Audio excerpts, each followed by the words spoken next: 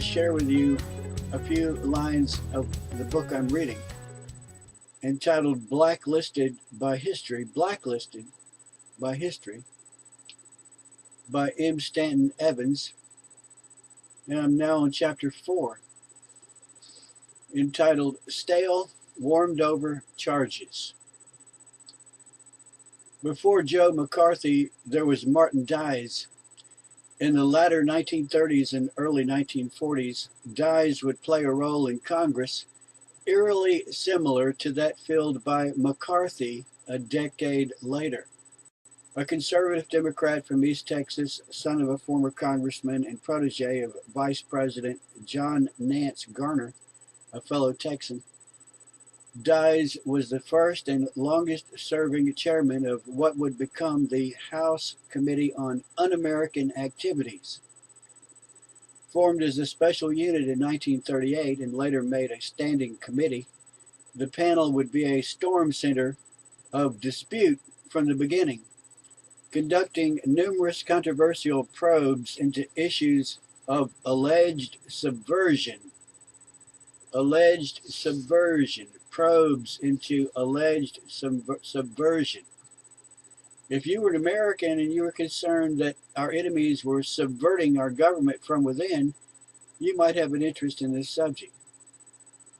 But if you were such an American, you would be rare today, because nobody cares what Obama is doing. Nobody cares about his amnesty for 5 million trespassers.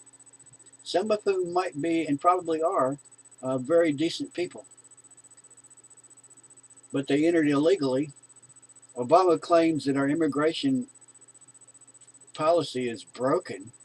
It looks to me as though it's broken by Obama because he invited them in, and he's now distributed them all over the United States and is providing them with necessities, and he will soon provide them with the equivalence of citizenship and the right to pay taxes, which means the right to collect what's called earned income credit, which is a giveaway. And they will have health care, and they will have housing, food stamps, unemployment, and so on, even though some of these people are undoubtedly decent people. And I'm not against the Mexicans or the people of South America. I'm against Obama's bringing them in order to buy elections in the future. These people are brought in to buy elections as far as Obama is concerned, and maybe some businesses are glad to have them because they're looking for cheap labor, which they really don't need because we are in a prolonged recession. Back to my book, which is related because it's about investigations of alleged subversion. And I believe that Obama and his crowd are committing subversion.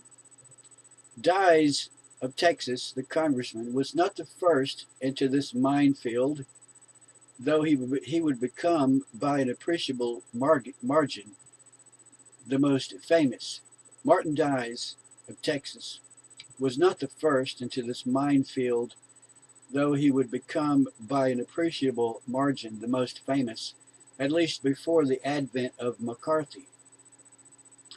Earlier, such investigations had been made by the Overman Committee in the era of World War I, Hamilton Fish in 1930, and the Dirksen-McCormick committees in 1934 and 35, but it was Dies who became identified in the public mind with anti-subversive, mainly anti-red investigations. During his 7 years at the helm, the group would be known far and wide simply as the Dies Committee. He pioneered the notion of full-time, ongoing congressional interest in loyalty, security matters. I believe this relates to Obama's war on coal. I believe this relates to Obama's constitutional misconduct in granting work permits to 5 million trespassers. People can enter this country legally. There's a process, and many have and do and continue, but millions have simply walked across the border and been welcomed by Obama's Border Patrol and bused to locations around the United States. I believe there's subversion underway. I believe Obama's war on coal in the name of man-made global warming, which has now been changed to man-made climate change, extreme climate. We're not experiencing extreme climate, nor are we experiencing global warming. The truth about CO2 is that it is a trace gas. It does not have much of an impact on our climate. Even if we should produce so much carbon dioxide by burning fossil fuels that we cause carbon dioxide to double, it will have a slight but positive effect on the climate. We are being subverted.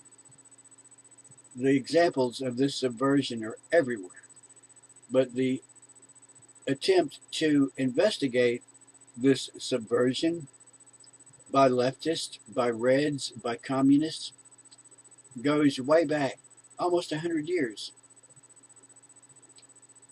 as far back as World War I, because that's when communism first really made itself visible on the world scene. Virtually everything that would later be said about Joe McCarthy was said first of Martin Dies, that he was conducting witch hunts, smearing innocent victims, using the communist issue to advance his own malign agenda, spreading hysteria about a non-existent menace. I'm here to tell you that the menace is real.